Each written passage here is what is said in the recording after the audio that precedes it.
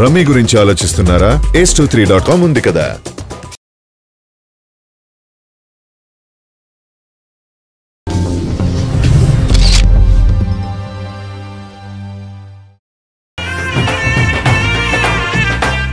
నానమ్మ చూడటానికి బాగున్నాడు, కానీ ఓవర్ యాక్షన్ గాడ్లా ఉన్నాడు కదా. మంచితనం, ముండితనం, పిచ్చితనం, పెంకితనం అన్ని కలిపి మిక్సీలో వేసుకొడితే నువ్వు